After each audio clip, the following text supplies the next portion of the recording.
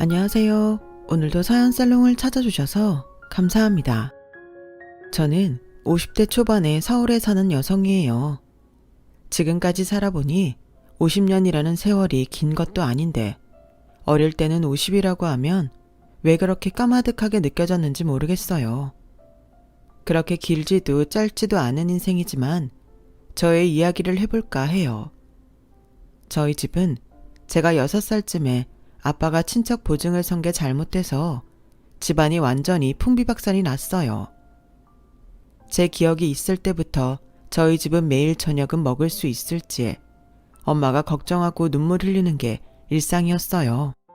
그러다가 아빠는 제가 초등학교 2학년 때부터 아예 시골 외가로 도망을 가서 한참 동안 저희와 만나지 못했죠. 언니는 공부를 참 잘했는데 집이 워낙 사정이 안 좋으니 제대로 된 문제집 사주기도 어려웠어요. 학원은 꿈도 꾸지 못했고요. 학교에서 언니 담임선생님이 엄마한테 언니를 이대로 두기에는 너무 아깝다며 집에서 신경을 써달라고 했다는 말을 들었어요.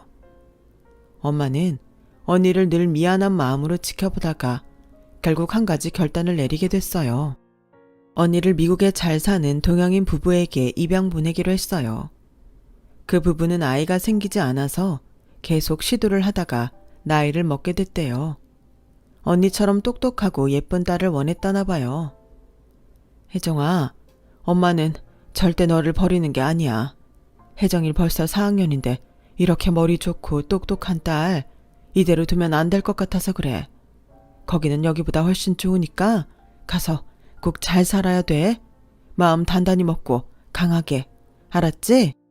엄마는 언니가 가기 전날 나란히 잠든 저와 언니를 보며 하염없이 우셨어요. 미안해. 부모 잘못으로 어린 너희를 이렇게 만들어서 정말 미안해. 내 딸들, 엄마가 죄인이야.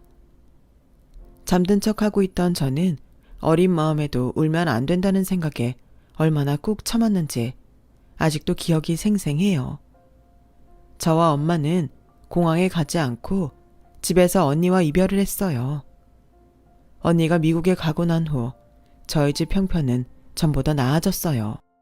매일 밥을 먹을 수 있을지 걱정하지 않게 됐고 엄마도 일을 하러 나가지 않으셨어요. 그리고 얼마 안 있어 엄마는 학교 앞에 작은 문방구를 열었어요. 나중에 커서 안 일이지만 그때 언니를 데려간 분들이 저희에게 금전적인 도움을 줬던 거였죠. 엄마는 전보다 멍하니 하늘을 보고 있는 날이 많아졌어요. 사람이 무능하니까 자기 자식을 앞세워서 이렇게도 살게 되는구나. 내가 한심해. 라는 말을 자주 하셨고요. 저는 언니를 보러 미국에 가면 안 되냐고 가끔 졸랐어요. 예쁘고 공부도 잘했던 언니가 많이 보고 싶었거든요. 혜영아, 여기 언니랑 찍은 사진 있잖아. 언니 보고 싶으면 이거 봐. 지금 언니 아주 중요한 때라 우리하고 만날 수 없어. 혜영이 참을 수 있지? 엄마 말씀대로 저는 학교에도 사진을 가지고 다니면서 언니가 보고 싶으면 사진을 꺼내보곤 했어요. 마지막에 언니가 저한테 줬던 머리핀은 작은 상자 안에 넣어 아주 소중히 간직했고요. 그렇게 하루 이틀 지나고 1년 2년 지나다 보니 언니를 잊지 않으려고 해도 점점 생각하지 않게 되더라고요. 또 고등학교에 가서 둘도 없는 친구들이 생기면서 제 생활을 하다 보니 한동안은 아예 언니를 잊어버리기도 했어요. 그럴 때는 언니한테 얼마나 미안했는지 몰라요. 언니, 미안해. 그동안 내가 너무 언니 생각 안 했지? 그래도 내 마음 깊은 데에는 항상 언니가 있어. 언니, 우리 언젠가 꼭 다시 만나자. 언니 그동안 잘 지내야 돼. 라며 사진에 대고 이야기를 하고 잠들기도 했어요. 제가 대학교 1학년이 되자 아빠가 집으로 돌아오셨어요. 아주 많이 늙고 제 기억보다 작아진 아빠는 빚 때문에 고생을 너무 많이 하셨는지 여기저기 아픈 데가 많았어요. 그래도 이런 날이 오네. 당신이 돈을 갖고 집에 오는 날이. 이제는 우리 혜정이만 잘 살게 빌면 되겠다. 라며 엄마는 한결 편해진 표정으로 말씀하셨죠. 하지만 얼마 안 가서 엄마는 몸에 이상을 느끼셨고 병원에서 검사를 한 결과 위암이라는 걸 알게 됐어요. 진짜 가슴이 무너지는 것 같았어요. 스트레스가 많으셨던 것 같네요. 무조건 마음 편하게 갖고 수술한 다음에 항암주사 잘 맞으셔야 돼요. 라는 의사의 말에 엄마는 그저 넉넉한 표정이었어요. 언니를 보내놓고 그 대신 받은 돈으로 살았다는 죄책감이 엄마를 결국 이렇게 아프게 한 건 아닌가 싶었어요. 엄마, 나 두고 가면 안 돼. 이제는 좀 편하게 살 수도 있는데 이렇게 아프면 어떡해. 엄마 그동안 고생한 거 억울해서 어떡해. 라며 울면서 엄마를 간호했지만 결국 엄마는 병을 이기지 못하고 세상을 떠나셨어요. 마지막에 엄마는 언니가 어디 있는지 말씀을 하려고 했지만 결국은 말을 잇지 못하고 눈을 감으셨죠. 혜영아, 너는 정말 네 언니 어디로 갔는지 모르는 거지? 엄마만 알고 있던 거였지? 언니가 간 집하고 단단히 약속했었나 봐. 우리 먹고 살게 해주는 대신 찾지 않기로. 엄마가 어딘가에 주소라도 써놓았을 줄 알았는데 아무것도 없네. 엄마를 납골당에 모셔놓고 돌아오는 길에 아빠와 저는 이렇게 말하며 이제는 언니를 정말 못 찾겠구나 싶었어요. 그래도 언니가 미국에서 행복하게 잘 살고 있기를 생각날 때마다 빌고 또 빌었어요. 엄마가 돌아가시고 1년이 좀 지났을 때 아빠도 세상을 떠나셨어요. 원래 있던 지병이 엄마 돌아가신 후 더 심해진 것 같더니 꼭 엄마를 따라가듯이 엄마 첫 제사가 지나고 얼마 안 돼서 눈을 감으셨죠. 아빠, 거기서는 엄마하고 여기서 못다한 이야기하며 행복하게 살아. 하지만 저는 완전히 외톨이가 되었어요. 그저 어딘가에 있을 언니가 유일하게 세상과 저를 연결하는 끈이었죠. 아빠가 돌아가시고 몇 개월은 너무 외롭고 힘들어 밤마다 울기만 했어요. 그러다가 대학교 4학년이 된 저는 제 성적표를 보고 정신이 번쩍 났어요. 미국 간 언니만큼은 못해도 공부를 잘해서 엄마를 기쁘게 해드리고 싶었던 저는 대학에 와서도 과에서 손꼽힐 만큼 성적이 좋았거든요. 그런데 한 1년을 엄마 아빠를 그리워하며 살다 보니 성적이 많이 떨어졌더라고요. 정신 차리자 하네요. 이러면 너만 손해야. 하늘에 계신 엄마 아빠는 또 얼마나 슬퍼하시겠어. 네가 잘 살고 있어야 언젠가 언니를 만나도 떳떳하고 언니도 기뻐할 거 아니야. 그렇게 저는 마음을 다잡고 학교 공부를 하면서 공무원 시험 준비를 했어요. 저는 다시 제 수중에 돈이 떨어져서 밥을 굶을지도 모른다는 그런 공포감이 있었어요. 그래서 항상 용돈도 잘 쓰지 않고 모아서 저금했고 위험성이 있는 투자나 창업 같은 거는 쳐다도 보지 않았어요. 저에게는 무엇보다도 평생 안정감을 주는 일이 중요했어요. 저는 무난하게 공무원 시험에 합격해서 검찰 사무직으로 일하게 됐죠.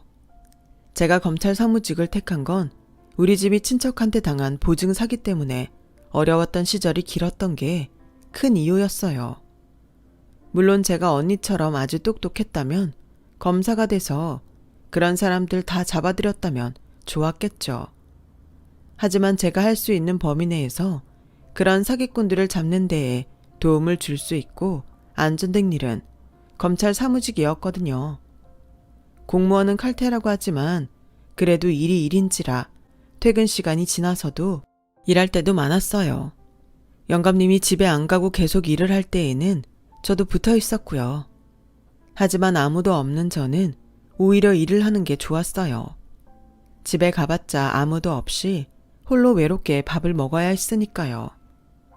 저는 사무실에서 밥을 시켜 방 사람들과 같이 먹는 게 참 좋았어요. 그러다가 몇 번 퇴근길에 영감님 대학 동기인 분과 인사를 나눴죠. 그분은 기업 법무팀에서 일한다고 했어요. 한 번은 검사님을 만나러 왔다가 검사님이 재판에 들어가서 자리에 없던 적이 있었어요. 한혜영님, 오늘 늦게 퇴근하세요? 검사님이 별일 없으시면 저도 바로 퇴근해요. 무슨 일이신데요? 아, 그게 제가 영화표를 끊었는데 제가 이걸 꼭 보고 싶은데 주변에 같이 보러 가줄 사람이 없네요. 저랑 영화 보러 가실래요? 라며 수줍게 표를 내미는 거였어요. 이게 지금 데이트 신청인지 아니면 정말 같이 영화 볼 사람이 없어서 나한테 도움을 요청하는 건지 좀 헷갈리더군요. 저는 그 사람이 저한테 호감이 있는 건가 의심하며 알겠다고 했어요. 영화를 재밌게 보고 헤어질 때 즈음에 그 사람은 저기 실은 제가 혜영님을 좋아하는데 그래서 오늘도 이렇게 핑계 대가면서 영화 보자고 한 거였어요. 일단 제 마음은 밝혀두고 싶어서요. 왜요? 왜 제가 좋은데요? 박정우님은 주변에 훨씬 좋은 여자들도 많고 잘 사는 집 아가씨들도 대시 많이 할 것 같은데 왜 제가 좋으세요? 아니, 사람 좋은데 이유가 있나요? 제가 끌리니까 그렇죠. 라며 머리를 극적이는데 이 사람이 정말 대기업 법무팀에서 빠릿빠릿하게 일하는 팀장이 맞나 싶을 정도였어요. 검사님 말로는 저를 처음 봤을 때부터 반했는데 어찌해야 좋을지 몰라서 오랫동안 고민을 했었다고 하더라고요. 저와는 10살 정도 차이가 있었기 때문에 더 다가오기 힘들었다고 했어요. 저는 그동안 봐왔던 그 사람이 진실되고 소박했기 때문에 사귀기로 했어요. 무엇보다 자기 직책을 가지고 뽐내지도 않았고 모두를 동등하게 대하는 게 참 좋았어요. 외로웠던 저는 그 사람을 만나고 많은 위로를 받았고 1년 반 정도 사귄 후에 결혼을 결심하게 됐어요. 제가 부모가 다 돌아가시고 집안이 어려웠던 것 때문에 남편 집에서 반대하면 어쩌나 걱정했었는데 전혀 그런 게 없었어요. 남편도 부모님은 몇 년 전 돌아가셨고 하나뿐인 누나는 지방에서 살고 있기 때문에 1년에 몇 번밖에 못 만난다고 했어요. 남편의 누나 역시 사람들 환경을 보고 편견을 갖는 사람이 아니었어요. 정우가 완전 도둑놈이네. 이렇게 어린 신부를 맞고 말이야. 아저씨랑 살아줘서 고마워. 둘이 깨볶으며 재미있게 살아야 돼. 라며 첫 만남에서 쾌활하게 말하는데 완전히 마음이 놓였어요. 결혼하고 보니 남편은 상가에 점포를 몇 개나 갖고 있었어요. 자기 일을 하면서 야무지게 재산도 늘리는 상당한 재력가더라고요. 내가 미리 말 안 해서 정말 미안한데 실은 나도 나름 상처가 있거든. 여자들이 자꾸 내 재산만 보고 다가오니까 나도 모르게 집이 얼마이고 재산이 얼마 있고 그런 이야기를 안 하게 되더라고.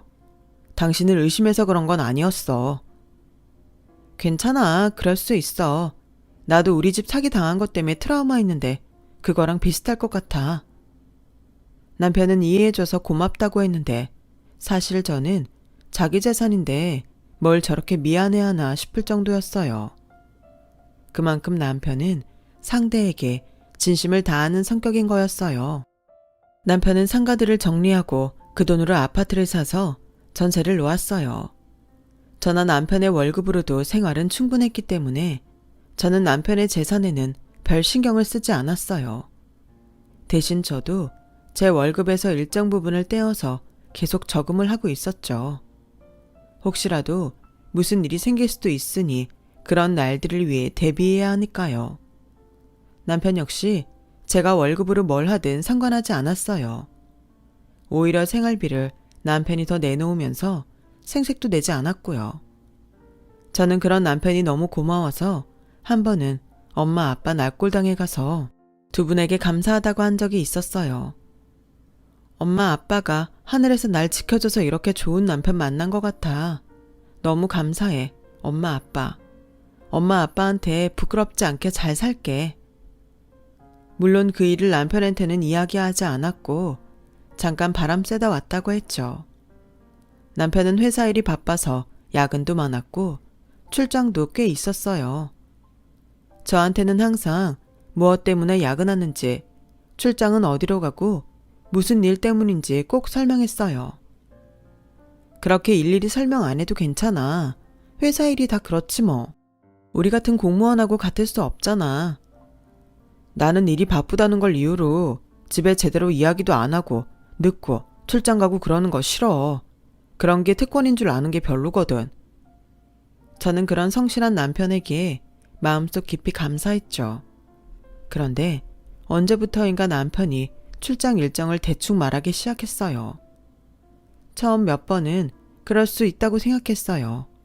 출장 가서 예상치 못한 일이 생길 수도 있는 거고, 경우에 따라서는 연장될 수도 있었을 테니까요.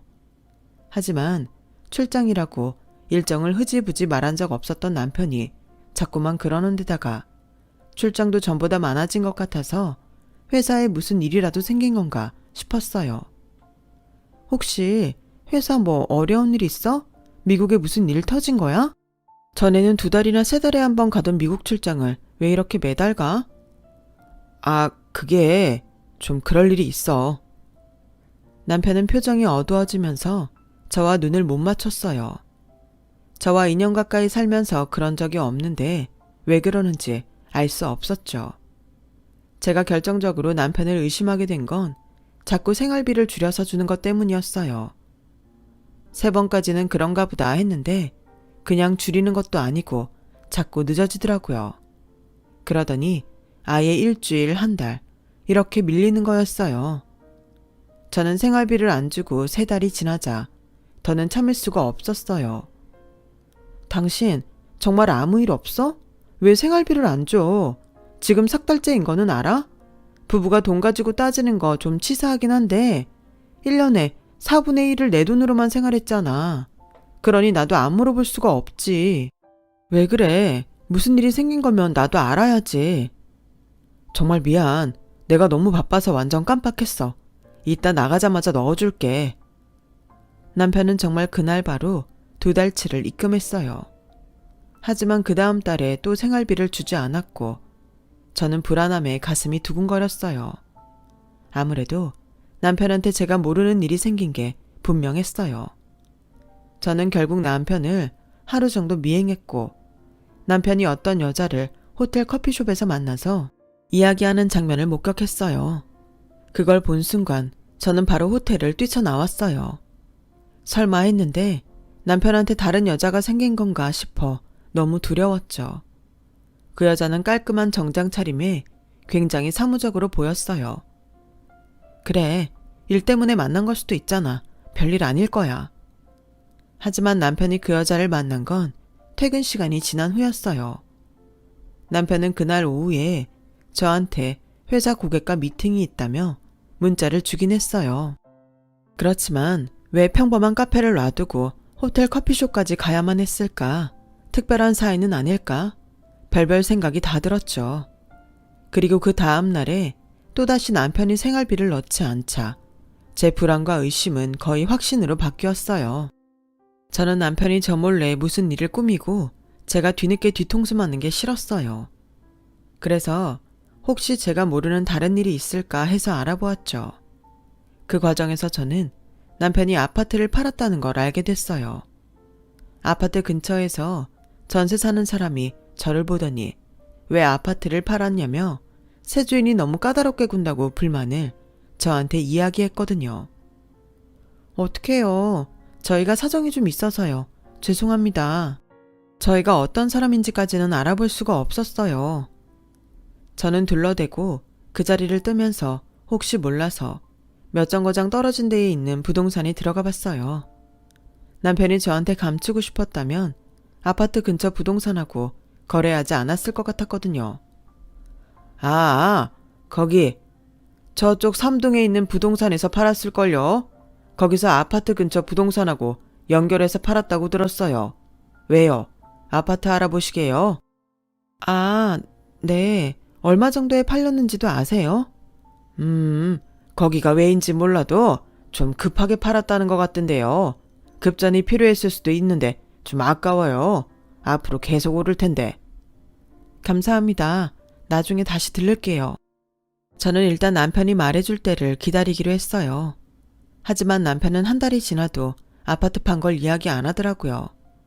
물론 그 아파트는 온전히 남편 것이고 남편 마음대로 해도 되는 거지만 처음 결혼했을 때 저한테 하던 것과는 너무 다른 태도에 서운하고 실망도 많이 됐어요.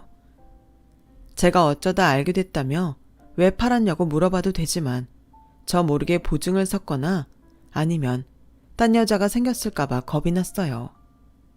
상상만 하던 일들이 현실이 되는 게 너무 무서웠던 거죠. 남편은 그날따라 유난히 집에 일찍 들어왔어요. 우리 간만에 외식이나 할까? 어디 갈까? 상가에 돈가스집 새로 들어왔던데. 저기 있잖아. 다른 거 먹고 싶어? 그럼 다른 데 가고. 아니야. 돈가스집 가자. 저는 아파트를 왜 팔았냐고 물어보려다 결국 말을 꺼내지 못했어요. 그렇게 혼자만 속이 계속 타들어가고 있는데 남편은 또 미국으로 출장이 잡혔다며 제 눈치를 보더라고요. 왜 그렇게 쳐다봐? 할 말 있으면 해. 아니야. 특별히 할 말은 없고 나중에 이야기할게. 나중에? 알았어. 저는 그 사람이 나중에 한다는 말이 무엇일지 너무 불안했어요. 매일 가슴이 쿵쾅거려서 잠도 제대로 못 잤죠. 그렇게 남편이 출장을 가고 다음날 퇴근을 하는데 동네에서 친하게 지내는 언니들이 저한테 다가오더라고요. 있잖아. 자기네 집 샀어? 저 바로 건너편 아파트 있잖아. 며칠 전에 거기서 자기 남편 나오더라고. 근데 보니까 경비원한테 열쇠도 주고 이야기하길래 궁금해서 물어봤지. 그랬더니 거기 얼마 전에 샀다고 경비원이 그러더라. 자기네 재테크를 어떻게 하길래 아파트를 사. 대단하다. 저는 언니들 말이 귀에 하나도 들어오지 않고 정신이 멍해졌어요. 이게 다 무슨 일인지 알 수가 없었죠. 근데 말이야, 자기 남편이 어떤 여자하고 차를 타고 가던데? 됐어. 그런 말을 쓸데없이 왜 해? 애 남편 몰라서 그래. 옷도 딱 보니까 정장에다가 그냥 일하는 사이 같던데 뭘. 신경 쓰지 마, 혜영아. 그래, 미안해. 내가 주책이다. 자기네 남편 직원인가 보지 뭐. 언니들은 제 안색이 안 좋은 걸 눈치챘는지 저를 달랬어요. 저는 더 이상 참을 수가 없었고 회사에 전화해서 남편이 출장에 놓고 간 게 있다며 어디로 갔는지 알아봐 달라고 했죠. 그랬더니 출장 간 김에 휴가를 붙여서 쓰고 온다고 했다는 거였어요. 전화를 끊은 저는 이 남자가 바람을 피고 있다고 확신했어요. 아니 어떻게 집에서 걸어서 10분인데 아파트를 얻어? 어떻게 이럴 수 있어 나한테? 눈물이 비오듯 쏟아졌어요. 너무 쉽게 사람을 믿었다고 자책도 했고요. 저는 결국 통장 하나를 들고 흥신소를 찾아가서 미국에 가서 남편이 뭐라고 오는지 알아봐 달라고 했어요. 미국 비행기표, 숙박비 다 대고 돈도 드릴 테니 이 사람 뭐 하는지 알아봐 주세요. 귀국은 먼저 하시고요. 그런 제가 너무 치졸하고 우습기도 했지만 저는 정말 끔찍한 일을 아무것도 모른 채 맞닥뜨리고 싶지 않았어요. 그날 새벽 남편이 미국에서 전화를 했어요. 당신 요즘 잠을 잘 못 자는 것 같아서 걱정됐지? 역시 깨 있었네. 마음을 편하게 가지려고 노력해봐. 스트레스가 건강에 얼마나 나쁜데 지금부터라도 취미를 가져보는 것도 괜찮고. 당신 너무 일만 하고 돈 모으는 데에만 신경 쓰는 것 같아. 왜 그렇게 말을 해? 내가 생활비 안 준 거 뭐라고 했다고 돈 이야기하는 거야? 저는 말이 곱게 안 나갔고 남편은 당황했는지 잠시 말을 못하더니 할 말이 있는데 집에 가서 하자고 했어요. 전화를 끊은 저는 손이 덜덜 떨렸어요. 남편이 할 말 있다는 게 다른 여자 생겼다고 그럴 것 같았거든요. 저는 흥신소 사람을 만나는 날까지 하루하루 애를 태우며 지냈어요. 남편의 친구인 검사님은 다른 지역으로 이동을 해서 만날 일이 없었죠. 만약에 지금도 같이 일했으면 아마 저는 병가를 내고 집에서 들어 누웠을 거예요. 검사님을 보면 당신 친구 뭐냐고 막 뭐라고 할 것 같았거든요. 시간이 지나 흥신소 사람을 만나는 날이 됐어요. 그 사람은 저에게 사진 몇 장을 전해줬어요. 사진 속 남편은 어떤 미국 아파트 앞에 있었고 또 하나는 병원에 어떤 여자와 들어가는 뒷모습이 찍혔어요. 제가 갔을 때에는 회사 일이 막 끝나서 휴가 중이더라고요. 저 아파트가 여자분이 지내는 곳이에요. 나이는 30대 후반이나 40대인 것 같고요. 저는 흥신소 사람이 건네주는 봉투를 떨리는 손으로 받았어요. 그날 밤 저는 한잠도 못 자고 고민을 했어요. 집에서 아무렇지 않은 척 남편을 기다릴지 아니면 남편이 오기 전 집을 나갈지 다른 방법을 써야 할지 계속 생각했어요. 저는 공항에 나가서 단판을 지어야겠다고 마음먹었어요. 나한테 성실하고 좋은 사람인 척 연기하고 산 것에 대한 벌로 작정하고 망신을 줘야겠다는 생각이었어요. 택시를 타고 공항에 가는 동안 어찌나 가슴이 두근거리고 입이 바짝바짝 마르던지 라디오에서 나오는 노래가 뭔지도 모르겠더군요. 저는 남편 비행기가 도착하는 입구에 서서 떨리는 두 손을 주먹을 꽉 쥐고 있었어요. 이윽고 사람들이 하나 둘 나오기 시작했고 전 남편을 찾았어요. 그런데 남편은 아무리 기다려도 나오지 않더라고요. 분명 그 시간 비행기가 맞는데요. 혹시 내가 또 바람 맞은 걸까 싶어 너무 화가 나고 눈물이 터지려는데 사람들 사이에서 남편 얼굴이 보였어요.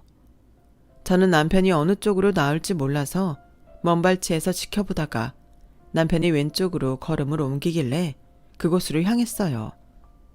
그런데 남편이 어떤 여자를 부축하고 나오는 게 아니겠어요?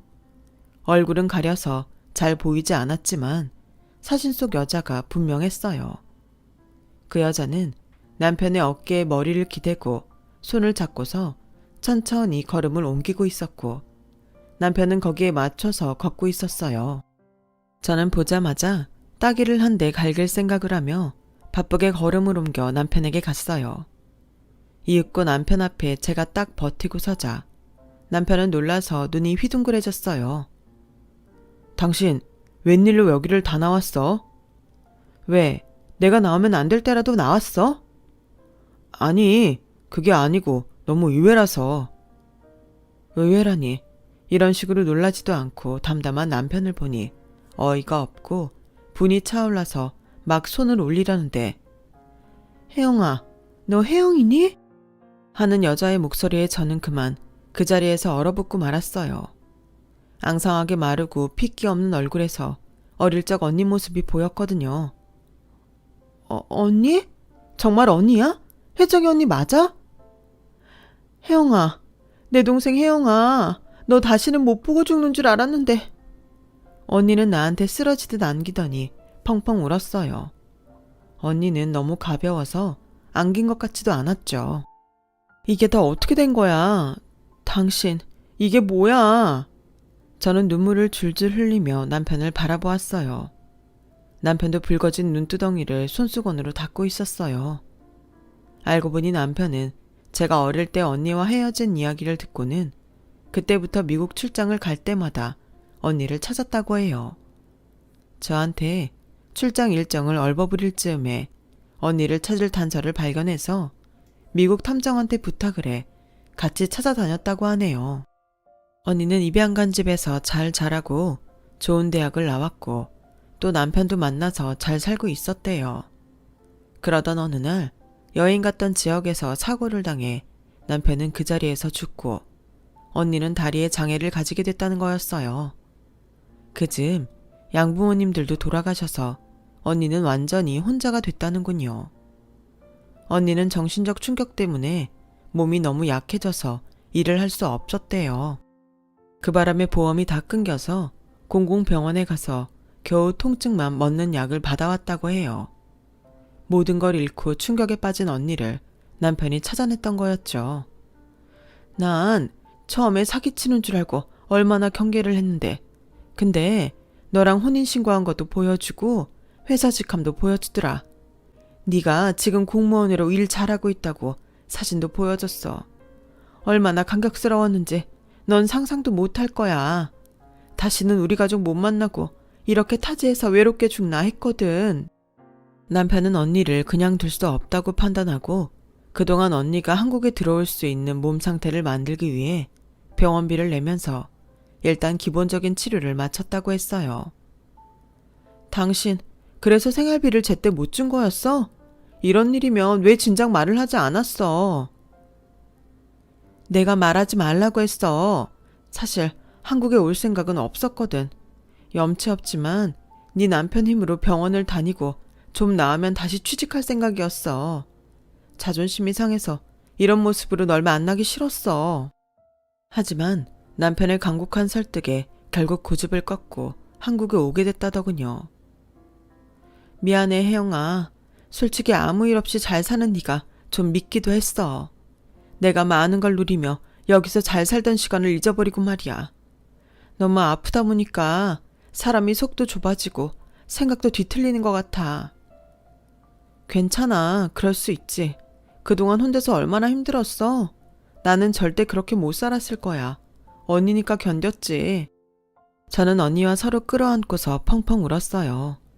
남편도 저희를 보며 잘 됐다고 하면서도 계속 울더라고요.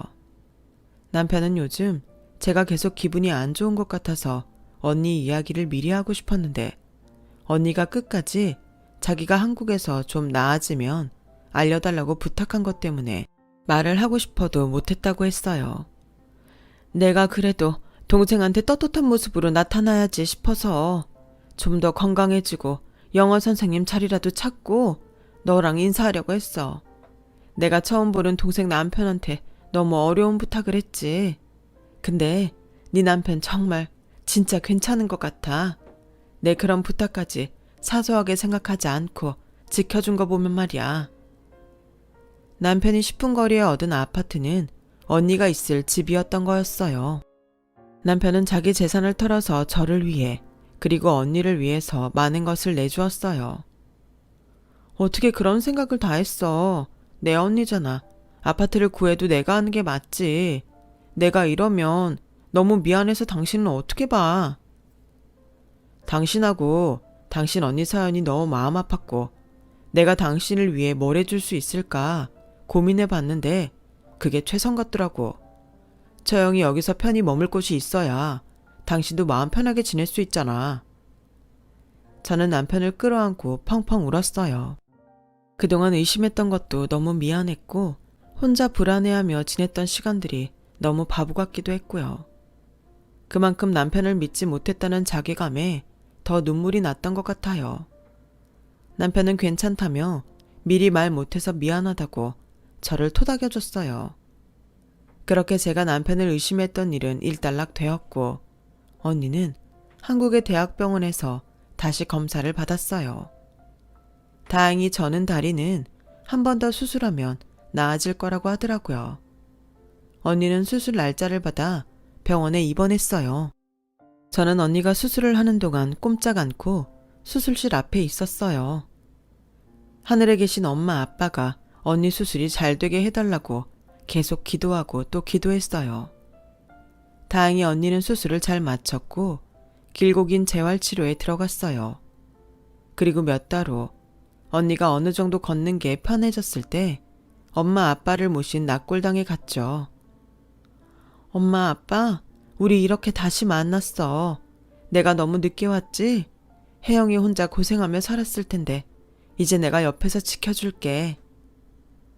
엄마 아빠, 나한테 다시 언니 보내줘서 정말 고마워. 하늘에서 보내준 선물로 알고 평생 언니 잘 돌보며 살게. 저와 언니를 그렇게 엄마 아빠 앞에서 손을 꼭 잡게 해준 남편에게 고마웠습니다. 그때부터 지금까지 저희는 언니와 항상 같이 이사를 다녔고 늘 가까운 데에서 왕래하며 행복하게 살고 있어요. 저와 남편은 예쁜 딸 아들을 뒀고요. 그렇게 우리 모두 평안한 생활을 이어가고 있네요. 정말 예전을 떠올리면 꿈 같기만 해요. 언니는 어느 회사에 영어 통역 일을 하다가 나이가 들면서 작은 영어 학원을 운영하면서 아이들을 가르치고 있어요. 우리 아이들도 언니한테 영어를 배워서 얼마나 회화를 잘하는지 몰라요. 저는 이런 기적을 안겨준 남편에게 매일 고마워하며 잘 지내고 있어요. 제 이야기는 여기까지예요. 들어주신 모든 분들 오늘 하루도 잘 지내시고 매일 행복하고 좋은 일만 있기를 바랄게요. 건강하시고요. 감사합니다. 여러분, 사연 댓글에 응원과 현명한 조언 부탁드려요. 좋아요와 구독은 저에게 큰 힘이 됩니다. 오늘도 좋은 일 가득하세요.